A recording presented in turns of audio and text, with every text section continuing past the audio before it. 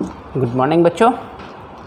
आज की क्लास आपकी लाइव प्लानिंग नहीं करी मैंने, क्योंकि क्वेश्चंस बहुत सारे बच्चों ने भेजे हैं। हनी ने भेजे हैं, आकाश ने भेजे हैं, कुछ पुराने आईआईटी मेंस के कुछ पेंडिंग क्वेश्चंस थे, उनको भी आज ले आया हूँ। और बार बार यार सब लोगों से कह रहा हूँ, आपके पास किताब होनी चाहिए। बिना बुक के कौन सी पढ़ाई पढ़ रहे हो? 4 बच्चों ने, 2 बच्चों ने, 1 बच्चों ने अपना काम ईमानदारी से करना है, बाकी सब सो रहे हैं। क्यों सो रहे हो यार? पढ़ना है तो दोस्त ईमानदारी से पढ़ लो, ना पढ़ना हो तो पढ़ने की नौटंकी मत करो। खामखा वहाँ नाम लिखाने, अक्सर गिनवाने मत जाना। पढ़ो तो पूरी ऑनेस्टी के साथ, नहीं तो इस पढ़ाई का ड्रामा बंद कर दो। मैं कहता हूँ ये वीडियो किसी दुनिया के लिए नहीं है, ये वीडियो स्पेशली अपने उन बच्चों के लिए है जिन बच्चों को मैंने बड़े टारगेट दिए हैं, बड़े प्रोजेक्ट दिए हैं। सोचिए, ऐसी किताब जो ड्रीम होती है दुनिया का, दुनिया भर के बच्चों को ये किताब लगाने का शौक़ होता है, लेकिन कामयाब कितने होते हैं? तैयारी करने वालों में से सिर्फ 0.5% स्टूडेंट जो सीरियस कॉम्पिटिटर हैं वो इस बुक को पूरा सॉल्व कर पाते हैं, हर कंसेप्ट से रूबरू हो पाते हैं। और मैं अभी आपको एक चैप्टर वेक्टर पढ़ा दिया। मैंने जितनी थ्योरी, जितनी बेसिक्स आपको बताइए, कोई टॉपिक वेक्टर का रुका था वहाँ? नहीं। उसी प्रकार मैं आपसे कह रहा हूँ कि हमने प्रोजेक्टाइल मोशन को जितना पढ़ाया है, जितनी बेसिक थ्योरी आप कंटेंट था, उसी से इस चैप्टर के सारे सवाल एस.सी. वर्मा के हम आपको लगा के दिखाएंगे। तो हनी ने और आकाश ने कुछ डाउट भेजे हैं, मैं कोशिश करता हूँ डाउट क्वेश्चंस को आप तक पहुँचाने की। काफ़ी सरल सवाल हैं, अच्छा लगेगा आपको भी। आप देखिए, आप भी इनकरेज होइए, आप भी मोटिवेट होइए और देखिए कि इन क्वेश्चंस को आप लगा पाते हैं कि नहीं। तो ये चैप्टर था हमारा रिस्ट एंड मोशन। मोशन में हमने यहाँ प्रोजेक्टाइल मोशन को फॉलो किया है। इसके बाद केवल प्लेन मोशन में 1 डायमेंशन मोशन को हम शायद ट्यूसडे से शुरू करेंगे, कल से, क्योंकि अब सवाल तो मेरे हो गए ख़त्म। तो अब किसी के पास कोई सवाल नहीं है तो हम ट्यूसडे को शुरू करेंगे, राइट।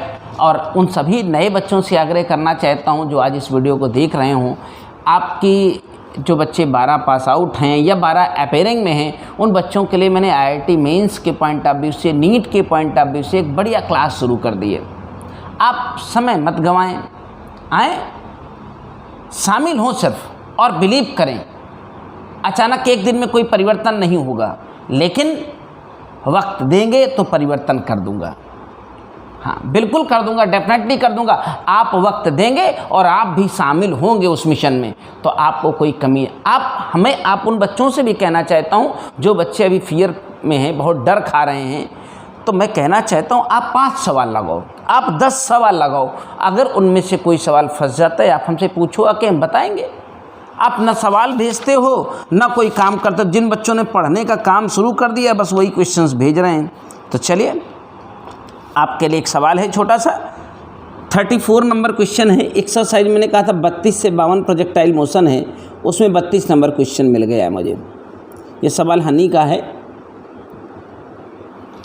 हनी ने क्वेश्चन उठाया है, हनी ने क्या उठाया है? एस.सी. वर्मा साहब ने लिखा है, In a soccer's practice session, the football is kept at a center of field 40 yards from the 10 feet high goal post. A goal is attempted by kicking the football at the speed of 64 feet per second at an angle 45 degree to horizontal. Will ball reach the goal post? क्या ball goal post पर reach करेगी? तो मुद्दा अभी हमारे सभी बच्चों का एक बड़ा टिपिकल है कि वो अंग्रेजी के शब्दों को या अंग्रेजी के सवाल को पढ़ करके ज़्यादा समझ ही नहीं पा रहे हैं कि लिखा क्या है। अगर यही हिंदी में लिखा होता तो बेशक दी गई कंसेप्ट के साथ प्रयास करते और शायद सफल भी होते, क्योंकि इससे बेहतर सवाल अपनी कुमार मित्तल में हमने आपको बेटर प्रैक्टिस कराई है। बहुत अच्छे सवाल थे, इसीलिए मैं अब आपको तो डर भी ख़त्म हो जाते। मैं पहले कुमार मित्तल उठा के लगा रहा हूँ। अब सोचो कितना लेवल तुम्हारा नीचे उतार रहा हूँ। पहले 11 की किताब लगा रहा हूँ, फिर एस.सी. वर्मा लगा रहा हूँ। अब आपको उससे बड़ा प्रमाण क्या दे दूँगा? चलो दिखाता हूँ, सुनो। कई सारी इन्फॉर्मेशन में एस.सी. वर्मा साहब सारी चीज़ों को कंप्लीट करते हैं। बोले 40 यार्ड, हाँ तो यार्ड को 1 यार्ड जिसको हम गज कहते हैं, हिंदी में गज। और एक गज जो है वो 3 फीट का होता है। 1 फीट जो है 12 इंच का कहा जाता है। हाँ, यार्ड माने गज। गज करीब 90 सेंटीमीटर का होता है, 1 मीटर का पूरा नहीं। यार्ड जब बोलेगा तो वो गज है, और गज 3 फीट है। 3 फीट माने 12 इंच है, मतलब 3 फीट 1 फीट जो है तो 12 इंच होता है, तो 12 तिहाई 36 इंच। तो 40 यार्ड दूर एक सामने गोल पोस्ट है। 40 यार्ड यानी 120 फीट दूर एक गोल पोस्ट है, और उस गोल पोस्ट की जो हाइट है वो 10 फीट है। तो इनका कहना है कि अगर कोई प्लेयर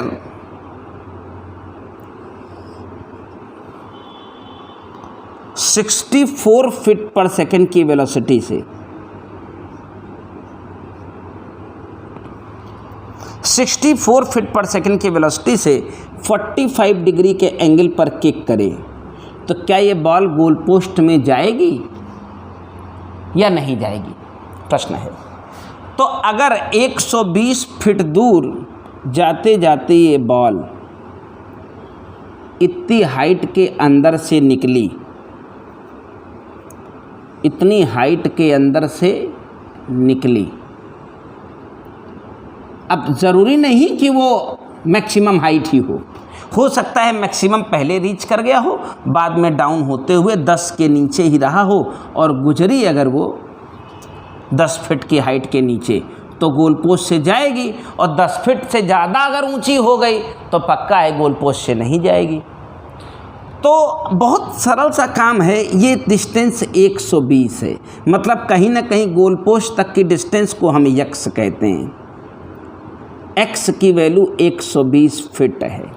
अब क्योंकि वैल्यू फिट में है तो हमें सारी यूनिट्स को फिट में रखना है। तो हमको पता है कि मैंने जो प्रोजेक्टाइल मोशन तुम्हें पढ़ाया है उसके हिसाब से जो हॉरिजॉन्टल वेलोसिटी है वो u cos 45 u यानी 64 cos 45 1/√2 इंटू टी, और इस x की वैल्यू 120। और horizontal distance is equal to horizontal velocity into time. अगर इतने ही टाइम में ये जो हाइट y आने वाली है अगर 10 फीट से कम आई, 10 फीट से कम आई तो गोल पोस्ट में बॉल जाएगी, नहीं आई नहीं जाएगी। ऐसे बेहतरीन सवाल अपनी कुमार मित्तल की किताब में भी मेंशन किए गए हैं। कहो तो प्रमाण के तौर पर मैं एग्जाम्पल दिखा सकता हूँ। लो, अब y के बारे में बात करनी है। तुमको पता है वर्टिकल उठाने के लिए कौन जिम्मेदार है? ये u sin theta, u sin theta. t यहाँ से कैलकुलेट करेंगे अभी, t -12 g t स्क्वायर। अब बस y निकालने की देरी है, बाकी सब अपने हाथ में है। 1/√2 t की वैल्यू यहाँ से निकालेंगे 120/32। जी हाँ, 120/32 -12 g t का स्क्वायर 120/32 का होल स्क्वायर। और सुनो, एक बात जो मार्के की होगी, यूज में आती रहेगी इस चैप्टर में। आकाश, हनी, दोनों लोग, जब ये सारे मामले फिट में हो, डिस्टेंस, वेलोसिटी सारे फिट में हो बाबू, तो याद रखिएगा जी की वैल्यू जैसे आप 9.8 जब रखते थे तो मीटर पर सेकेंड स्क्वायर होती थी, उसे फिट में कन्वर्ट कर दिया जाए तो 32 मीटर पर सेकेंड स्क्वायर। जी हाँ, तो जी में मौका है 32 रख लीजिए। अब यही तय करेगा कि 32 से कैलकुलेशन को अंजाम तक पहुंचाना। ये बचा 2, 120√2 माइनस 32 से 1 की पावर कट जाएगी, ऊपर 120 का स्क्वायर बचेगा, नीचे 32 का केवल एक 32 बचेगा और 1 2 भी बचेगा। उम्मीद करता हूँ ये वैल्यू आप कैलकुलेट कर लेंगे। अब क्योंकि मेरे पास कैलकुलेटर नहीं है और यशी वर्मा साहब ने कैलकुलेटर को बहुत प्रायोरिटी दी है, बहुत वजन दिया है, बहुत जोर दिया है, तो फिलहाल थोड़ा सा दिखा देता हूँ। 120 कॉमन ले लेंगे हम, देखिए दोनों में है 32 दूना 64√2 यहाँ आ जाएंगे और माइनस यहाँ 120 बचेगा। आप ये वैल्यू कैलकुलेट कर लेना, कोशिश करना इसका हल निकल जाए। वैसे √2 की वैल्यू 1 पॉइंट समथिंग कुछ होती है, इससे इसको मल्टीप्लाई कर लेना। कभी अगर ये वैल्यू ज़्यादा हो तो परेशान मत होना, डिफरेंस केवल निकाल लेना, वैसे ज़्यादा आएगी नहीं, डिफरेंस निकाल लेना। 120 से मल्टीप्लाई करना, अगर ये 10 से कम आई तो ये गोल पोस्ट से बॉल जाएगा, 10 से ज़्यादा आई तो गोल पोस्ट में बॉल नहीं जाएगा। आप निकाल के चेक करना इतने कैलकुलेशंस के स्टेप, हमें जवाब जरूर बताना आपका आ गया था नहीं, कमेंट में लिख के बताना। जब ये वीडियो आप देख लेना और इस क्वेश्चन को यहाँ फिनिश कर लेना तो हमें कमेंट में ज़रूर बताना कि ये क्वेश्चन आपका पूरा हो गया कि नहीं। ये था क्वेश्चन नंबर 32। डरना बंद करें, फिजिक्स की थ्योरी के साथ चलें। जितना मैं आपको पढ़ा देता हूँ वो उतना सफिशिएंट थ्योरी के पॉइंट ऑफ व्यू से आपकी लेक्चर हो चुकी है। बस अब आपको करना क्या है, अच्छी किताब की प्रैक्टिस, अच्छे कंटेंट की प्रैक्टिस, किसी के बहकावे में ना आए, बेवकूफ़ ना बने ना बनाएं। हम आपको 2 चीज़ों का प्रमाण देंगे, एक तो ये किताब सॉल्व करके एक एक सवाल दिखाएंगे उतनी कंटेंट से, और दूसरा आपके मेंस के जितने भी सवाल टॉपिक वाइज पूछे जाते हैं। अब जैसे मान लो आपने मोशन अभी नहीं पढ़ा, आप मोशन का सवाल भेज दे रहे हो, सर्कुलर मोशन नहीं पढ़ा, सर्कुलर मोशन का सवाल घुसा दे रहे हो, तो तुमने जब जिसको पढ़ा नहीं उसको बताने का मुझे क्या फ़ायदा है। जब आप टॉपिक पढ़ते जाना तो पूछते जाना, बताता जाऊंगा। ये क्वेश्चन नंबर 32 हो गया। आकाश हनी आपका सवाल था बेटा। आकाश के बाद फिर 36 नंबर क्वेश्चन, जो सवाल भेजे मैं एवरीवन डिस्कस कर जाऊँगा आज। 36 व्हाट ग्रेट क्वेश्चन। बोला इन फिगर, सवाल को समझने की कोशिश करिएगा। एक लाइन में शायद मैं लगा देता हूं इस क्वेश्चन को, बस अपने पास राइट प्लानिंग की ज़रूरत है। यहाँ एक 15 डिग्री का इंक्लाइन प्लेन है, मोटरसाइकिल यहाँ पर एक हाई स्पीड से चढ़ा दी गई है। सेम इंक्लाइन प्लेन यहाँ है और बीच में करीब 11 फीट का गैप है, 11.7 फीट। यशी वर्मा की एक ही थोड़ी प्रॉब्लम है कि कैलकुलेशंस को पॉइंट्स में रखवा देते हैं, तो आप अपना हिसाब से कर लिया करिए, उसमें कोई दिक्कत नहीं है, आंसर को मैचिंग तक ले जाया करिए। 11.7 फीट का गैप है और क्वेश्चन कहता है करे कितनी मिनिमम स्पीड होनी चाहिए उस बाइक की कि सेफली क्रॉस कर जाए इस खाई को, जबकि बाइक की लेंथ 5 मीटर है और बाइक का जब अगला पहिया यहाँ पहुँचेगा तो वो इस डिच को छोड़ देगा और जब पिछला पहिया यहाँ लैंड करेगा तब जाके बाइक सेफली लैंड होगी। आपको पता है कि अगर अगला पहिया यहाँ कोने पर लैंड होगा तो बाइकिया तो यहाँ खाई में गिर जाएगी ना। जब हमारा पिछला अगला पहिया इसको छोड़ते समय छोड़ दे और पिछला पहिया इसको होल्ड करे, यहाँ सुन रहे हैं ना, पिछला पहिया यहाँ गिरे तब जा कर के बाइक हमारी 5 फीट लंबी है, 5 फीट। तो इसका मतलब साफ है कि हमारा जो टोटल रेंज है, देखो ये भी 15 डिग्री है। मैं थोड़ी सी साइंस को मैथ के साथ बताने की कोशिश कर रहा हूँ आकाश, और ये भी 15 डिग्री है। बहुत सालों का मेरा तजुर्बा है, बहुत बार इस किताब को मैंने बहुत बढ़िया से लगाया है, इसलिए समस्या कभी आएगी नहीं बेटा। ये 5 फीट है, तो अगर ये 5 है, ये 15 डिग्री का एंगल है, तो ये 5 cos 15 हो जाएगा। ये जो डिस्टेंस है मेरी, ये इतनी डिस्टेंस, क्योंकि पहिया यहाँ लैंड करना है हमें। ये मेरा पहिया, आगे वाला पहिया यहाँ गिरेगा, पीछे वाला पहिया यहाँ गिरेगा, तो लैंडिंग तो मेरी इतनी हो जाएगी ना। तो ये 5 cos 15,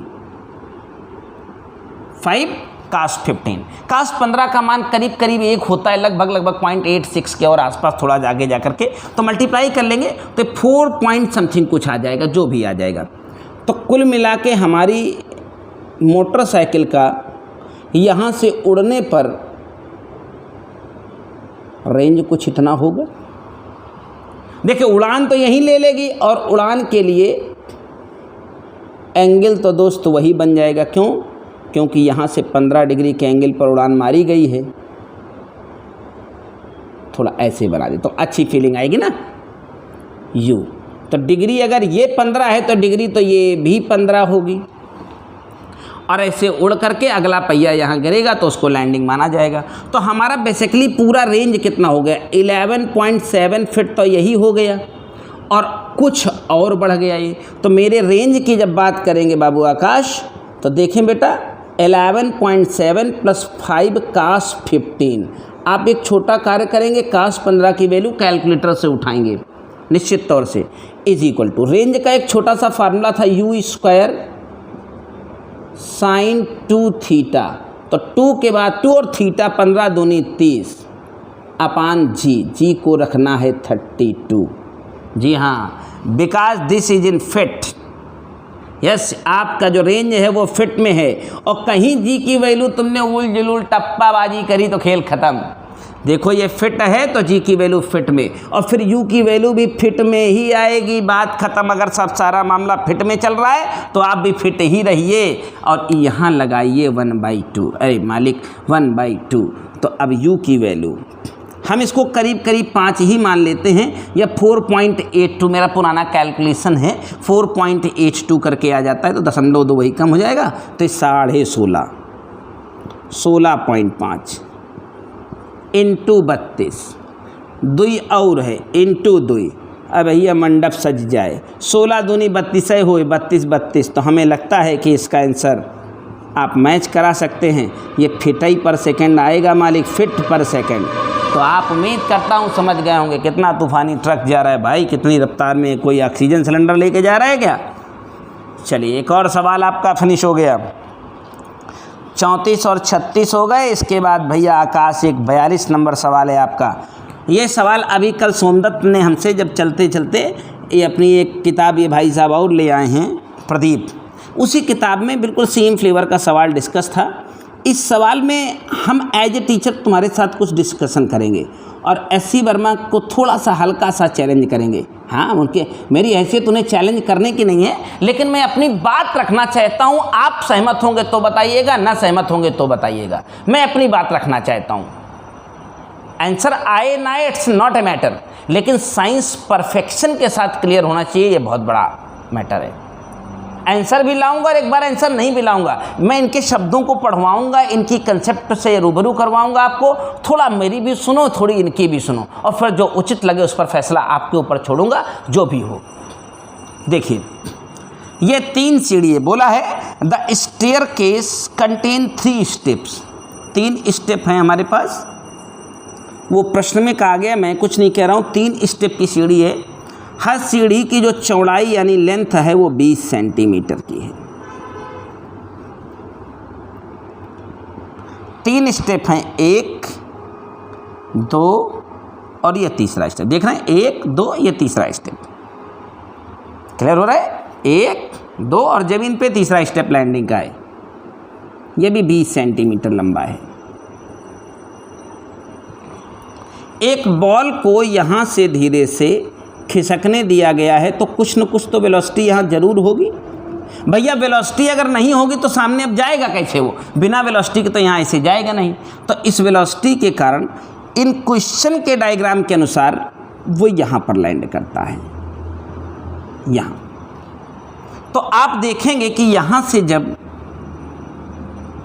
यहाँ लैंड करके गया है तो इसकी डिस्टेंस आप खुद ब खुद समझदार हैं, 20 ये 20 ये 20 ये, तो हॉरिजॉन्टल डिस्टेंस है 60।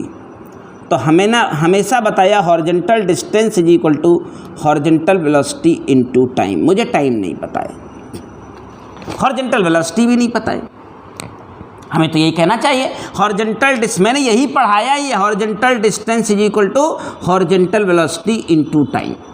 अब इतना डिस्टेंस ट्रैवल करते करते डाउनफॉल कितना हुआ है, 10, 20, 30।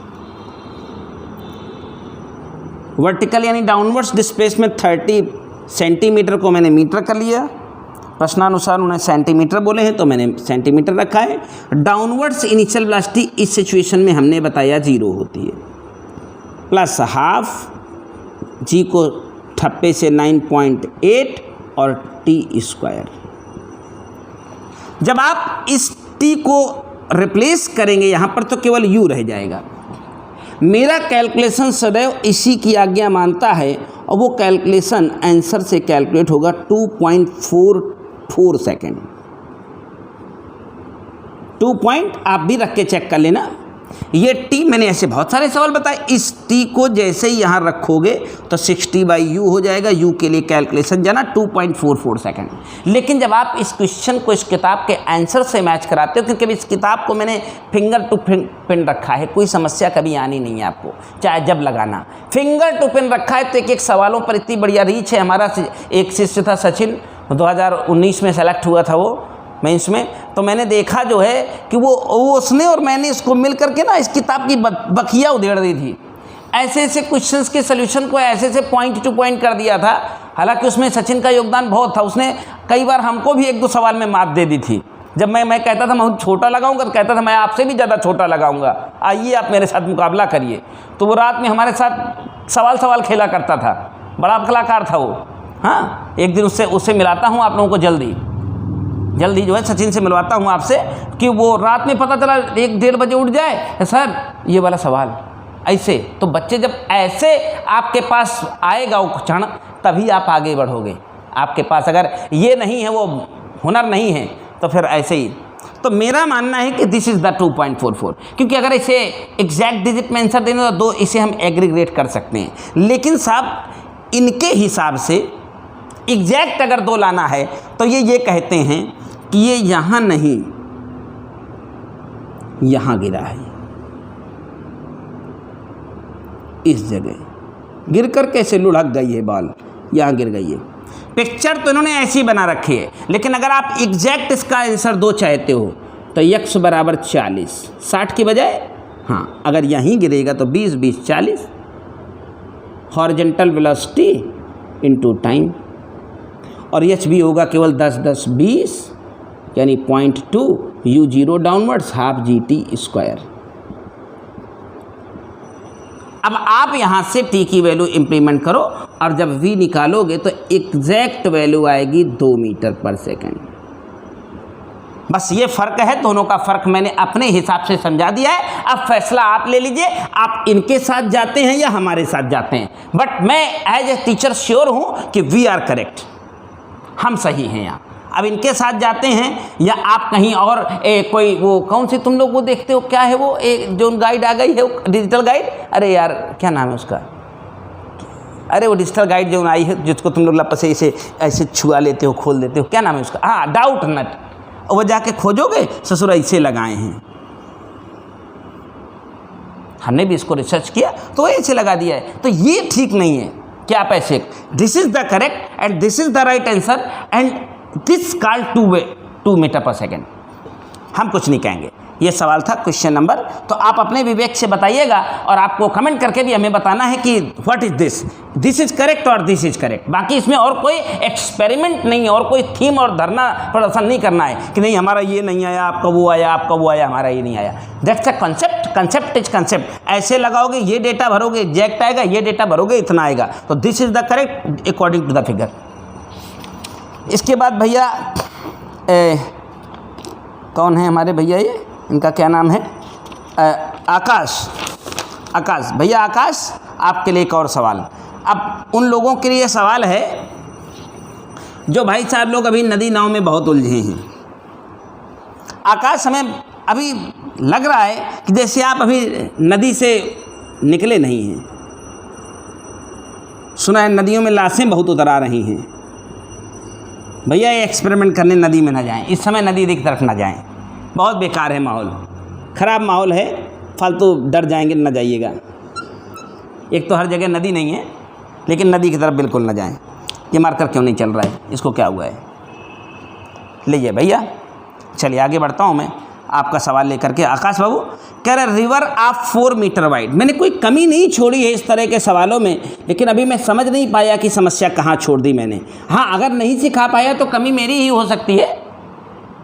ए रिवर ऑफ 400 मीटर वाइड, मैंने तो पूरा प्रयास किया था कि इस तरह के सवालों में कोई दुविधा ना बचे, लेकिन अगर चलिए बच गई है तो मैं समझता हूँ मेरी ही कमी होगी।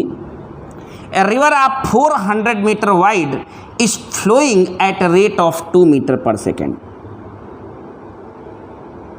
रिवर 2 मीटर पर सेकंड की रेट से बह रही है। A boat is sailing with velocity 10 metre per second with respect to water in the direction perpendicular to the river. ध्यान दीजिएगा, रिवर 400 मीटर चौड़ी है, रिवर 2 मीटर पर सेकेंड से बह रही है, और जो बोटमैन है वो लगातार रिवर के बहने के परपेंडिकुलर डायरेक्शन में, रिवर के बहने के परपेंडिकुलर, तो रिवर ऐसे बह रही है तो परपेंडिकुलर 90 डिग्री बनेगा, और ये बोटमैन 10 किलोमीटर पर सेकेंड की रफ्तार से बिल्कुल परपेंडिकुलरली अपोजिट साइड पर जाने की कोशिश कर रहा है। पहुंचेगा नहीं, क्यों? नदी बह नहीं रही होती, पहुंच जाता, बह रही है थोड़ा ढकेल ले जाएगी। आगे पढ़ता हूँ। Find the time taken by the boat to reach the opposite bank. ओ लो, अपोजिट बैंक पर पहुंचने का टाइम बताया जाए, अपोजिट बैंक पर पहुंचने का टाइम। ला यार, कैसे आदमी हो। टाइम इज इक्वल टू एक ही फार्मूला हमने बताया है, डिस्प्लेसमेंट अपॉन वेलोसिटी। तो जिस डायरेक्शन में आपकी वेलोसिटी गिवन है उसी डायरेक्शन का डिस्प्लेसमेंट चाहिए, इस बात की तस्दीक आप भली प्रकार कर लीजिए। Displacement upon velocity, your answer. उम्मीद करता हूँ 40 सेकेंड। पहला पार्ट लग गया। दूसरा part, how far from point directly opposite. कह रहा है इससे कितना दूर आगे। तुमको पता, पहले ही से पता था कि ये यहाँ नहीं पहुँचेगा, इसको बहना तय है, ये बह करके यहाँ पहुँच जाएगा। हाउ फार, कितना दूर चला जाएगा, तो ये डिस्टेंस चाहिए। तो डिस्टेंस चाहते हो तो सामने एक्स एक्सिस के डिस्टेंस है, तो इस डायरेक्शन का वेलोसिटी वेक्टर, और तुमको पता है जितनी देर में बच्चा यहाँ पहुँचेगा उतनी देर तक पनियों तो बहता रहेगा, तो इस डायरेक्शन का displacement is equal to velocity into time. This is the velocity which is given to me. इस डायरेक्शन का वेलोसिटी वेक्टर 2 है, टाइम तो हर जगह 40 है।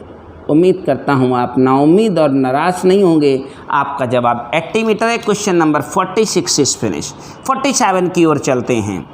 बढ़िया बढ़िया सवाल, बढ़िया बढ़िया जमेले, बढ़िया बढ़िया कंसेप्ट आप लगाइए और अपनी 80 वर्मा लगा के आज से घर जाइए।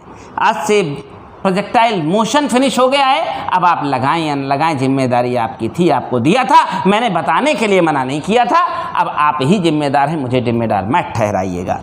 क्वेश्चन नंबर 47, बेटा आकाश, तुम आकाश छू सकते हो, बस गुरु की शरण में ठीक से आ जाओ। A swimmer wished to cross a 500 meter wide river flying at a rate of 5 kilometre per hour. What a great question। बिल्कुल नया सवाल है आपके लिए, आपको मज़ा आ जाएगा। हाँ, इस तरह का सवाल नहीं आया है, क्वेश्चन किताब में नहीं बनाए। A swimmer wished to cross, a swimmer wished to cross a 500 meter wide river। देखिए डायग्राम बनाने से क्या होता है, एकदम एक्यूरेसी बैठती है। एक स्विमर 500 मीटर चौड़ी नदी को क्रॉस करना चाहता है, लेकिन नदी की रफ्तार आज ज़्यादा है, 5 किलोमीटर पर आवर। बहुत तेज़ बरसात वाली नदी बन गई है, ये बाढ़ आने वाली नदी बन गई। 5 किलोमीटर प्रति घंटे की रफ्तार है नदी की। और भाई साहब, ये जो जिनकी गर्लफ्रेंड इधर इंतज़ार कर रही थी, बहती बाढ़ में, भयानक बाढ़ में भी मिलने से नहीं रोक पाएगा कोई इनको, तो ये भाई साहब 3 किलोमीटर पर आवर से ही चल पाए हैं।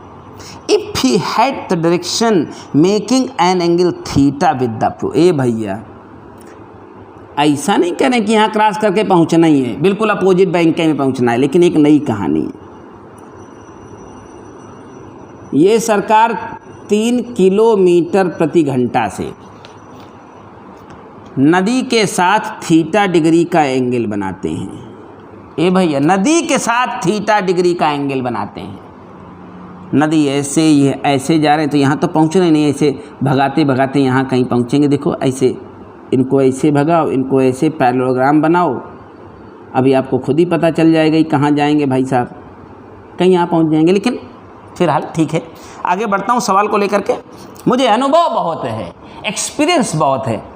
दरअसल इन सब किताबों के साथ हो क्या गया कि मैंने फिजिक्स की बहुत किताबें लगवाई, अनगिनत किताबें लगवाई अपने इस 20 साल के कैरियर में। तो अब किताबों का लोचा नहीं है, अब सवालों का लोचा बनाए कि नया सवाल बने, हमें चैलेंज मिले तो अच्छा लगता है। चलिए अगला सवाल, यही सवाल है कह रहा थीटा डिग्री के एंगल पर ऐसे पहुंचता है, जहां भाड़ में जाए साला।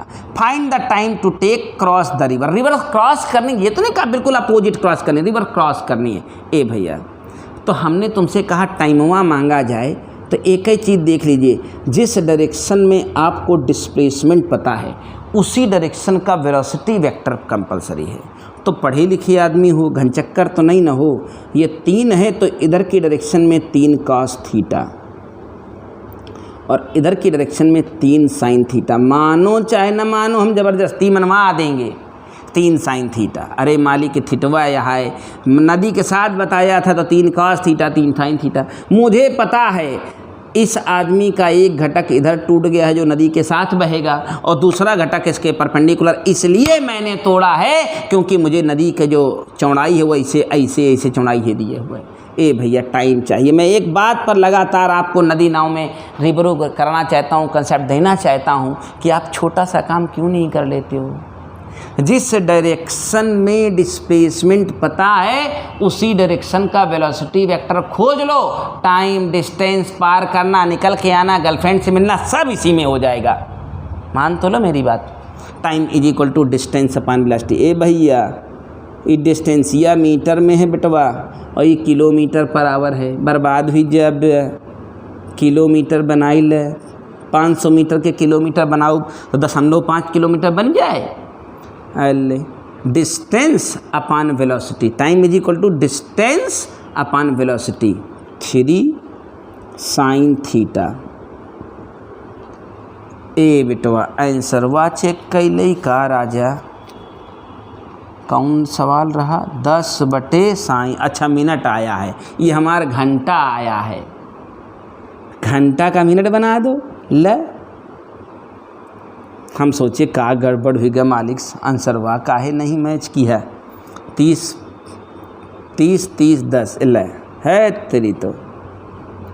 ले बेटवा, हमने तुमसे कहा है कि ये किताब बहुत माइक्रो सेकंडों में फिनिश हो जाने का मामला है। बस कंसेप्ट के साथ लड़ाई करिए, थोड़ी हिंदी अंग्रेजी तो यार चलती रहेगी। बच्चे हिंदी मीडियम के हैं तो परेशानी थोड़ी आएगी, बाकी किताब हुआ मका रखा है यार, केवल भवकाल है। अगला एक पार्ट और है इसी क्वेश्चन का, एक इसी सवाल का एक पार्ट और है।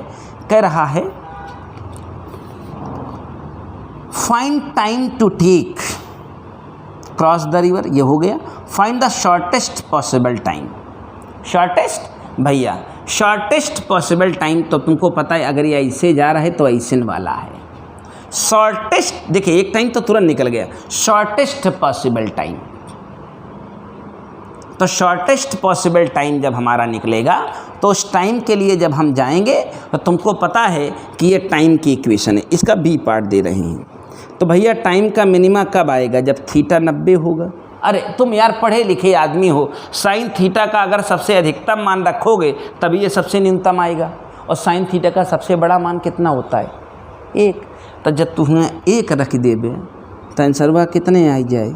कम। देखिए बहुत सारे सवाल एस वर्मा साहब ने बिल्कुल जरा सा simple presence of mind apply करने से निकलने को रखा है। और बाकी तुम ऐसे चूतियापंथी वाला काम करोगे, इधर उधर इन किताब के क्वेश्चंस का सलूशन ढूंढोगे, तुम ऐसे भटक जाओगे, बरगला दिए जाओगे, मतलब कुछ निकलेगा नहीं। मैं कहूँ साइंस बहुत साधारण है, उस साधारण चीज़ को साधारण रहने दो ना, साधारण पढ़ने दो ना, हम तुम्हें दे रहे हैं।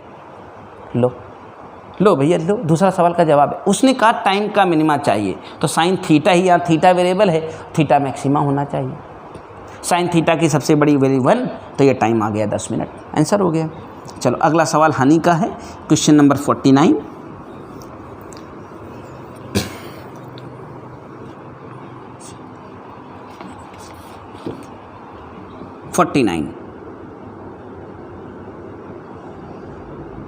क्वेश्चन नंबर 49 सुनिएगा।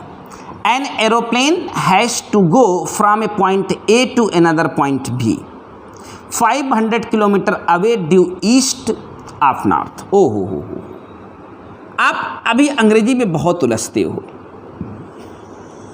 कर भी क्या सकते हैं। हमारे बच्चे यूपी बोर्ड हिंदी मीडियम के हैं, तब भी बहुत अच्छे हैं। हिंदी मीडियम के बच्चे बुरे नहीं होते हैं, बहुत अच्छे होते हैं। मेरा तो अनुभव रहा है, और मेरा इंग्लिश मीडियम के साथ भी कटु अनुभव रहा है।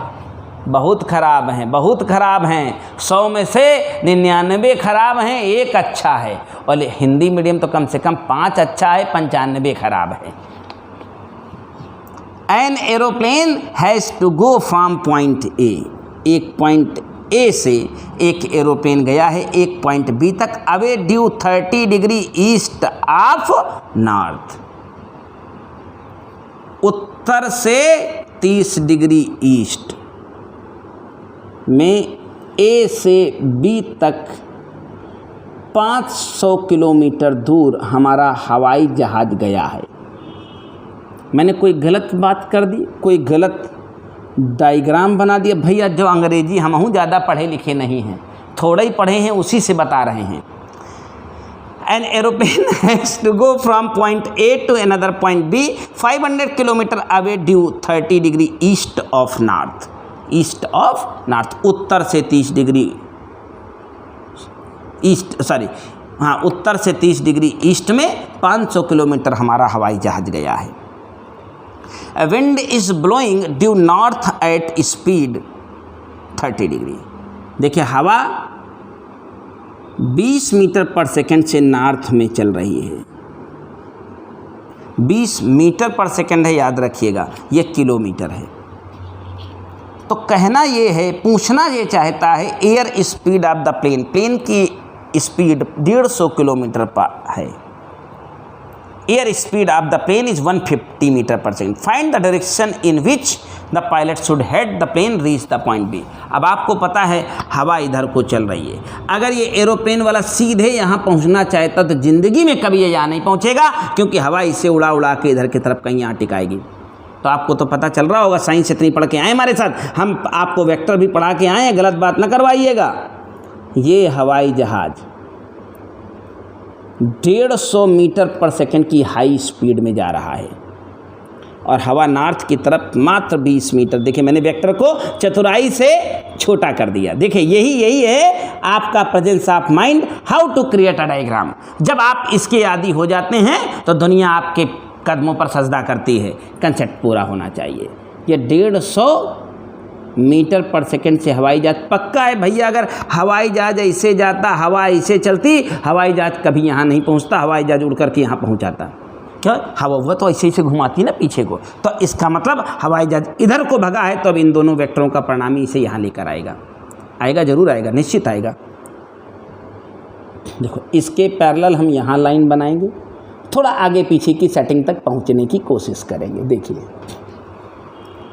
डायग्राम भी अच्छा दिखना चाहिए ना, और इसका पैरेलल डायग्राम हम यहाँ देखिए, इस वेक्टर का पैरेलल ये वेक्टर हो गया, तो इन्हीं दोनों वेक्टरों का परिणामी ही तो इसे यहाँ बी तक लेके जाएगा, नहीं तो आप बर्बाद नहीं हो जाओगे, है नहीं? समझ में आ रही बेटा बात? यहाँ कंसेप्ट है बस ओरिजिनल। तो यही पूछा है किस एंगल पर, तो हम कह दें थीटा एंगल पर। पूछा पहला सवाल पूछ, देखो कह रहा है the air speed, find the direction in which pilot should head to plane to reach the point B. B point पर हमें प्लेन को पहुंचाना है, तो ये आपको पता है हवाई जहाज इससे उड़ाएगा। इसकी पैरेलल ये लाइन, इसकी पैरेलल ये लाइन, ये रहा इनका रिजल्टेंट, डायग्राम से प्रूव्ड है। यानी ये क्वेश्चन सही मायने में वेक्टर का सवाल है। इसका प्रोजेक्टाइल से कोई लेना देना नहीं है, प्रोजेक्टाइल सब हो गए जितने होने थे। लो हमसे ये एंगल पूछा है। हम पढ़े लिखे लोगों में आते हैं, हमने आपको जब वेक्टर पढ़ाया था तो कंपोनेंट इन एनी डायरेक्शन पढ़ाया था, ये इसी दिन के लिए पढ़ाया था। मुझे पता था ये किताब लगाने जा रहा हूँ तो आज नहीं कल तो मेरे आगे खड़े हो जाओगे, और वो कंपोनेंट इन एनी डायरेक्शन मैंने इसी दिन के लिए पढ़ाया था। आपको याद, जरा पलटिए अपने पन्ने पीछे के, कंपोनेंट इन एनी डायरेक्शन हमने पढ़ाया है वेक्टर में, आपको आज लगेगा। लगाओ यहाँ से देखो, ये 20 है तो ये वेक्टर भी 20 ही होगा, ये 150 है। अब तुमको पता है कंपोनेंट एनी डायरेक्शन को सॉल्व करने के लिए मैंने सिर्फ और सिर्फ ट्रिग्नोमेट्री का यूज किया था और कोई तरीका नहीं। ये एंगल तो ये साइड, ये एंगल तो ये साइड, लगा दो भैया हनी, sin 30 बेटा, ये side 150 is equal to sin theta, तो ये साइड 20, हाँ 20 ही तो है। sin 30 हमें लगता है 1/2 होता है, यह 150 है, और एंगल वही निकल गया बेटवा, देखा था आंसर हुआ, मैच करवा ही लेता है। साइन थीटा बराबर 1/15, your answer, first answer. A part को हमने निकाल के आपके लिए दे दिया है। अब आगे हमें ये एंगल मिल गया है साइन थीटा बराबर 1/15, इसको मैं कह सकता हूँ साइन इनवर्स 1/15। अब देखिए हम फिर कहेंगे कि यस्सी वर्मा से या एनसीईआरटी से इंस्पिरेशन जहाँ भी मिलता है वो आपको खंगालने की कोशिश करते हैं। तो आप लीगली देखें तो आपको ट्रिग्नोमेट्री टेबल में जा कर के साइन में 1/15 का मान जो दशमलव में ये वैल्यू आए उसका मान देख लेना चाहिए।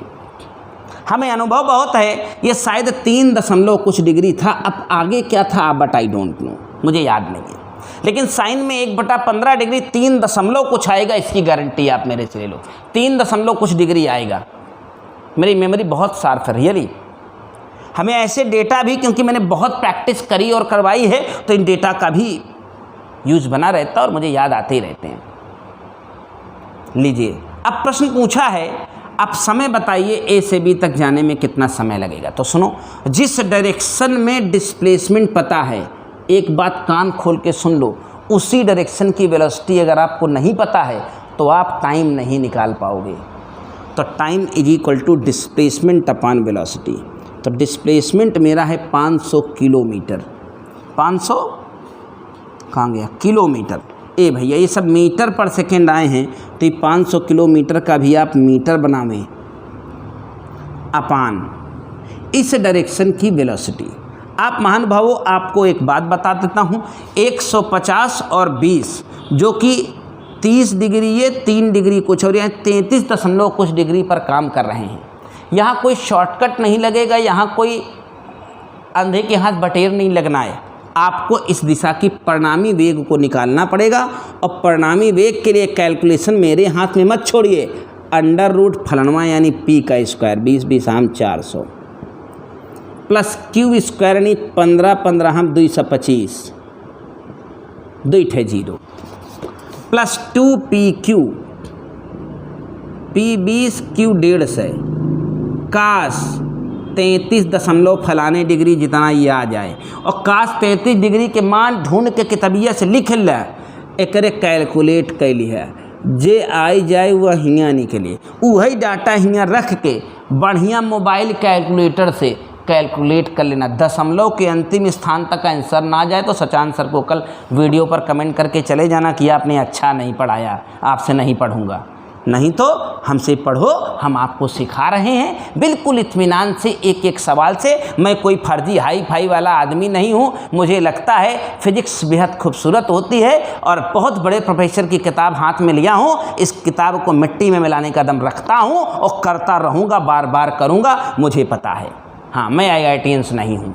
चलिए एक और सवाल हनी बाबू आपका हो गया, आप काबिल हैं, आपको उम्मीद करता हूँ कि आप निराश नहीं करेंगे, इस आंसर को ज़रूर निकालेंगे। चलिए ये सवाल फिनिश हो गया।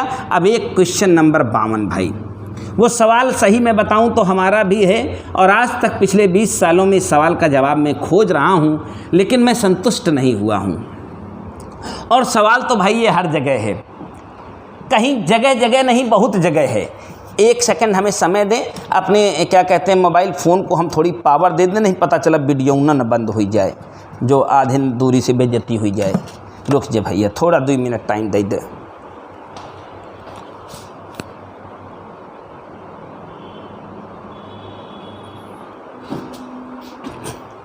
देखो चलिए देखिए, एक आखिरी सवाल है 52 नंबर, सेम इसी फ्लेवर का एक आखिरी एग्जाम्पल था। आपको याद होगा बड़ी चालाकी से मैं निकल के भाग गया था उस सवाल को लगाए बिना। एग्जाम्पल का 20 नंबर, और बीच के ज़िंदगी में कभी प्रैक्टिस करते रहोगे तो उसी में एक और सवाल है। मैं सवालों को थोड़ा पढ़ता हूँ, थोड़ी सी 2 मिनट का टाइम चाहता हूँ एनालिसिस करने को, फिर आप भी बताइएगा क्या माजरा है। हम ज़्यादा समझ नहीं पाए इस सवाल को कभी। 20 नंबर एग्जाम्पल में कह रहा है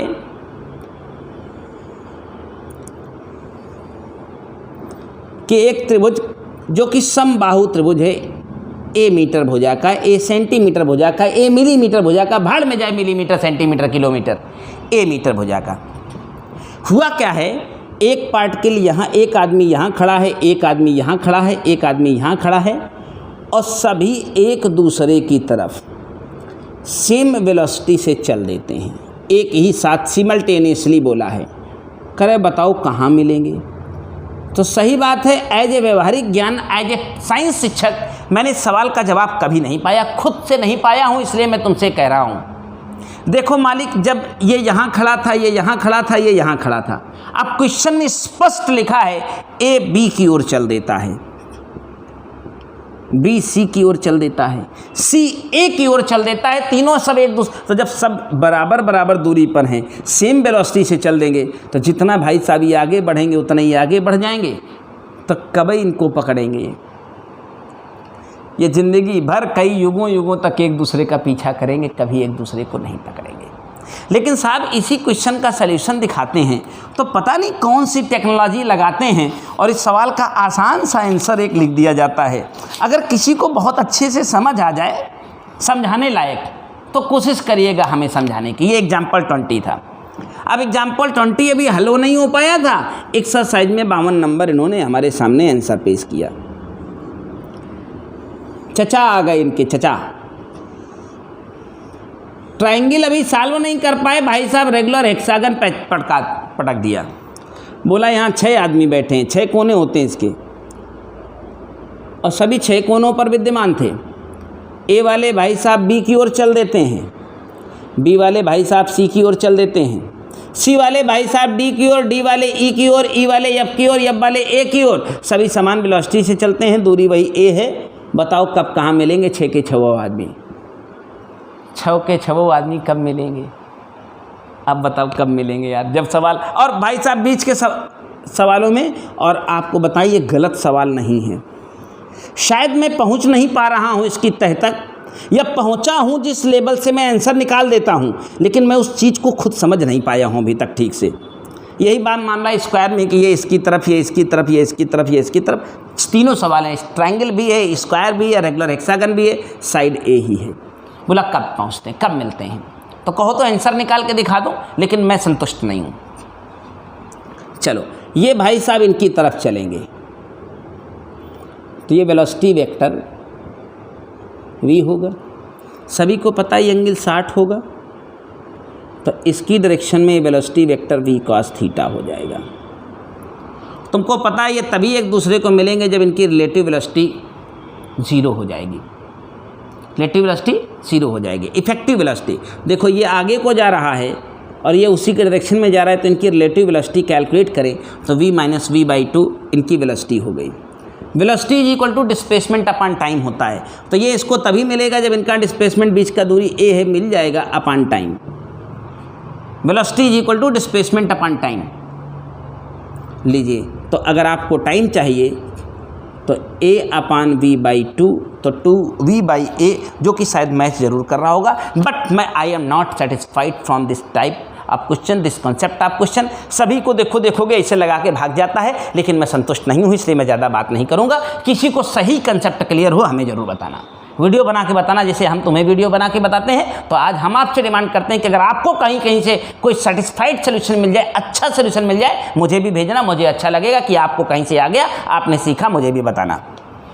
हाँ, कभी कभी ऐसा नहीं कि हम आपको हमेशा पढ़ाएंगे, कभी कभी अच्छा से सभी अपने गुरु को पढ़ा देता है। अरे इसमें शर्म की कौन सी बात है यार, इसमें गलत बात, ये तो प्राउड फील होने वाली बात है कि हम जिन बच्चों को पढ़ा रहे हैं वो हमें भी पढ़ा सकते हैं। ये प्राउड होने वाली बात है, इसमें शर्म वाली बात नहीं होती है। अगर कभी कोई बच्चा हमें अपना ज्ञान दे दे तो यार मैं क्या भगवान पैदा हुआ हूँ हैं कि मैं सबको लेके बैठा हूँ? हाँ, कोशिश करता हूँ कि आपको उस रास्ते से बाहर निकालूँ जिसमें तुम अभी घुसे पड़े हो। चलो, ये थे आपके सवाल जो आप तक पहुँचाए गए। ये थी आज से यस्सी वर्मा इस चैप्टर के लिए, यानी प्रोजेक्टाइल मोशन के लिए कर दी मैंने बंद। अब मोशन शुरू करूंगा तो फिर खोलूंगा, पहले मोशन जब तक कुमार मित्तल का नहीं लगा लोगे, ये किताब फिर से बंद हो गई है 10 दिन के लिए। आइए, कुछ बढ़िया सवाल हनी ने भेजे थे, बहुत बढ़िया सुंदर सवालों की सीरीज़ थी। मैं देखता हूँ उन सवालों को, एक कंसेप्ट थोड़ी सी देता हूँ, फिर उन सवालों से आपको रूबरू कराता हूँ। रुक जाइए 2 मिनट, लैपटॉप खुल जाओ भाई साहब, खुल जा, सिम खुल गया। ले आगे नहीं बढ़ रहा है सर्वर, चल बंद हो जाए तो नहीं बढ़ना है तो लो सुनो, हमने प्रोजेक्टाइल मोशन तुम्हें बहुत पढ़ाया है नहीं, लेकिन जितना प्रोजेक्टाइल मोशन तुमको पढ़ाया वो सब ज़मीन से चलने वाला पढ़ाया और लगभग 99% प्रॉब्लम सब यहीं से सॉल्व हो गई। 99% प्रॉब्लम्स यहीं से हल हो गई। अब माजरा क्या है कि तुम्हारे पास एक सवाल ऐसा आ गया था और एक हमारे दुबे जी हैं, क्या नाम है इनका, दिव्यांशु दुबे जी हैं, दिव्यांशु दुबे जी का भी कुछ एक ऐसा ही सवाल इसी फ्लेवर का इसी से हो जाएगा। और ये एक लड़की भी है कोई निधि, उसका भी सवाल है, उसका भी हो जाएगा। मैं थोड़ा सा आपको इस कंसेप्ट पर रोशनी डालता हूँ। टॉपिक चाहे कॉपी में नोट कर लीजिएगा, ज़्यादा डराइव करने के चक्कर में नहीं पड़ूंगा। Projectile in inclined plane, projectile in inclined plane. फिर कभी कहोगे तो इसका डेरिवेशन भी करा दूंगा, अभी बहुत आवश्यकता मैं समझता नहीं हूँ इसलिए कह रहा हूँ। इंक्लाइंड प्लेन का मतलब नत समतल में प्रक्षेप्य गति। तो नत समतल क्लास 11th में अपने बच्चों को पढ़ाया था, ऐसा होता है, अरे मालिक एक ठो पटरा रहे ऐसे, उसको ऐसे उठा दो तो नत समतल हो गया। वो जब तक ऐसे है तब तक समतल, ऐसे उठा दो तो नत, नत माने होता कोण, नत समतल। इंक्लाइंड प्लेन, इंक्लाइंड प्लेन का मान लो ये एंगल बीटा है, स्टैंडर्ड बता रहा हूँ। अब इस इंक्लाइंड प्लेन पर इस ग्राउंड से टोटल अल्फा डिग्री के एंगल पर अगर किसी प्रोजेक्टाइल बॉडी को यानी किसी वस्तु को ऐसे फेंक दिया गया है तो वो कुछ ऐसे करके इसमें गिरेगी, यहाँ गिर सकती है, यहाँ गिर सकती है, यहाँ गिर सकती है, लेकिन प्रोजेक्टाइल तो फॉलो करेगी ना। तो इसमें मैक्सिमम हाइट का कोई चक्कर नहीं होता, क्योंकि मैक्सिमम हाइट तो ऐसे नापी जाती है, लेकिन प्रोजेक्टाइल ऐसे जाएगा तो मैक्सिमम हाइट ये होगी, और इस हाइट का हमसे कोई लेना देना नहीं है। हमें मैक्सिमम हाइट यहाँ नहीं निकालनी है, हमें यहाँ निकालना है ये हॉरिजॉन्टल रेंज, हॉरिजॉन्टल यानी इंक्लाइन प्लेन के ऊपर रेंज, और इसका टाइम ऑफ फ्लाइट। तो अगर आप टाइम ऑफ फ्लाइट कभी ज़रूरत पड़े तो एक छोटा सा फार्मूला याद कर लो, वहाँ 2u साइन थीटा करते थे, यहाँ 2u sine alpha minus beta upon g cos beta. याद करिएगा आज से, ये प्रोजेक्टाइल मोशन है इंक्लाइन प्लेन में, उसके टाइम ऑफ फ्लाइट का फार्मूला है। और इसके बाद इसी केस में रेंज का एक फार्मूला हनी याद करेगा बाबू, range r is equal to u square sine, थोड़ा करली ब्रैकेट लगा लें चाहे, और चाहे मन करे तो ना भी लगाएं, क्योंकि अंदर थोड़ा मामला किचपिच होने वाला है। Sine 2 alpha minus beta minus sine beta बाबू हनी अपान में जी कॉस स्क्वायर बीटा। आप इन फार्मूलों को अपनी कॉपी में कहीं पर सहजता से रख लीजिएगा।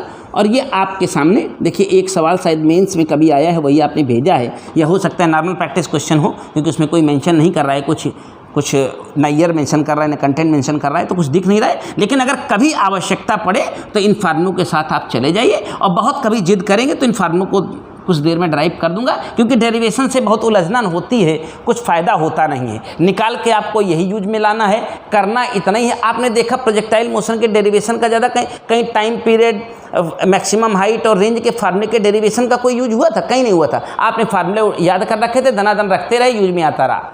ऐसे ही बस प्रोजेक्टाइल मोशन का पाथ का डेरिवेशन यूज में आया था। तो देखो हनी, अब कहे मैं मिटा रहा हूँ, इसी में बता दूं। क्वेश्चन आपका है, a plane is inclined at an angle alpha. देखो, जो इंक्लिनेशन है उसको प्रश्न में अल्फा दिया है, मैंने अपने डायग्राम में बीटा दे रखा है। तो जो इंक्लिनेशन का एंगल है वो मेरा थीटा जो था अल्फा वो 30 है। और क्वेश्चन में डायग्राम क्योंकि बना रखा है इसलिए बहुत सोचने की ज़रूरत नहीं है। ऊपर वाला ये एंगल 15 डिग्री है, तो ये जो पूरा अल्फा होगा वो 45 हो जाएगा। अरे ये 30 है और ये 15 दे रखा था, तो ये पूरा हो गया 45 मिला के अल्फा मेरा। पूछा था the distance from the base at which particle hit to the plane, यही डिस्टेंस पूछी गई है। तो उम्मीद करता हूँ जैसे ही आप फार्मूला अप्लाई करेंगे वैसे ही आप 10 सेकंड में आंसर मार देंगे। आर बराबर वेलोसिटी बताई गई 2 मीटर पर सेकेंड, तो 2 दूनी 4, 45 है आपका पूरा ये अल्फ़ा। 45 दूना 90 माइनस 30 60, साइन 60 होता है √3/2 माइनस साइन बीटा यानी साइन 30 1/2 अपान जी, 10 रख लें, 9.8 रख लें क्योंकि पॉइंट्स कैलकुलेशन वाला है। Cos beta 30, cos square beta है तो 3/4। अब आप इसे कैलकुलेट कर लेना। उम्मीद करता हूँ आप इसे दशमलव में जब लेके आएंगे तो एग्जैक्ट आएगा 20 दशमलव कुछ करके, या 19 दशमलव कुछ आ जाए उसे हम 20 सेंटीमीटर कह देंगे। 0.20 मीटर आने वाला है तो उसे 20 सेंटीमीटर बोल के जाएंगे, या जो भी कैलकुलेशन के बाद आ जाए। आपका आंसर क्या क्लिक कर रहा है आप चेक करिएगा इस फॉर्म में रख करके, बिल्कुल धोखाधड़ी नहीं होगी। 10.20 मीटर आता है जिसे हम 20 सेंटीमीटर जरूर कहते हैं। उम्मीद करता हूँ समझ गए होंगे, कोई परेशानी अब तक नहीं होगी।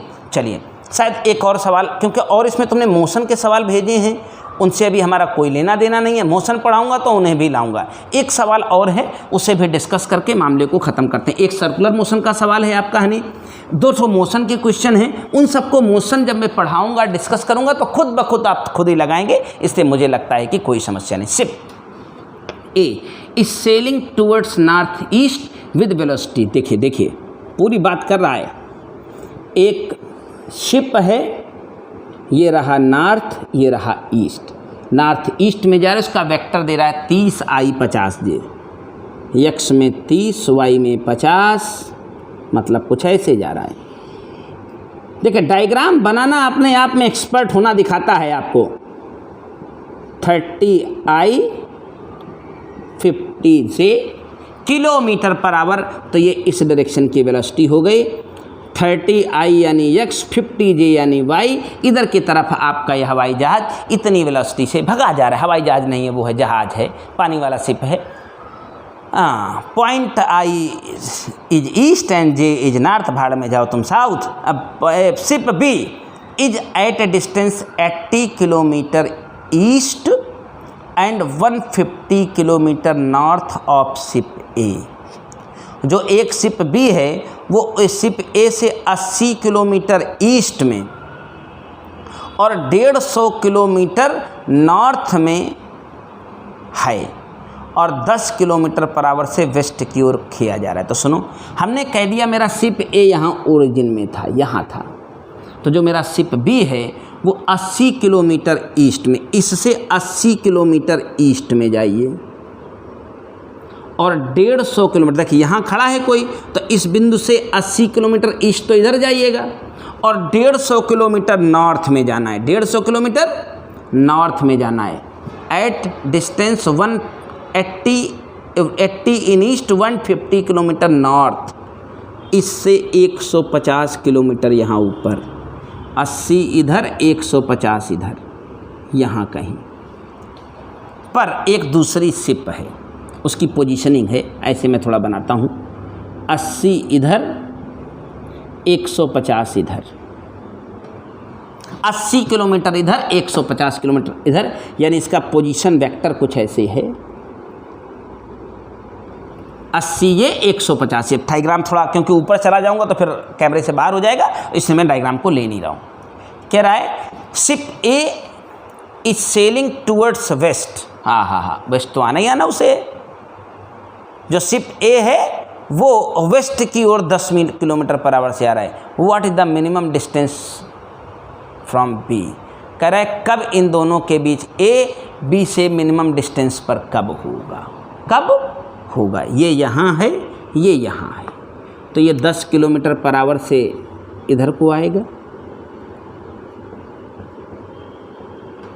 ये ओरिजिन पर बैठा है, इसको इधर चलना है। देखो ये इधर को चलता रहेगा, ये इधर को आता रहेगा, कभी न कभी यहाँ ये पहुँच जाएगा। और ये साहब ऐसे चलते रहेंगे, कभी ये चलते चलते हो सकता है। ये तो वेलोसिटी बताई थी इनकी 30I + 50J। तो मान लो कभी ये यहाँ होंगे, यही होगी इनके बीच की मिनिमम डिस्टेंस। कह रहे वो टाइम बताओ जब दोनों के बीच की डिस्टेंस मिनिमा होगी। बहुत खूबसूरत सवाल है, लगाने का तरीका उससे भी ज़्यादा खूबसूरत होगा। सुनिएगा ज़रा। कह दो टी टाइम बाद। मैंने एक सवाल इसमें किसी बच्चे ने पूछा, सीमा का था, उसमें क्या कहते हैं, मैंने AIPMT वाले में सॉल्व किया था, बिल्कुल उसी के फीलिंग का सवाल, लेकिन सवाल बढ़िया है, अपर लेवल सवाल है। तो मान लो टी टाइम बाद ऐसा मामला बना होगा, तो टी टाइम में ये 10T किलोमीटर इधर आ चुका होगा, बिल्कुल आ चुका होगा।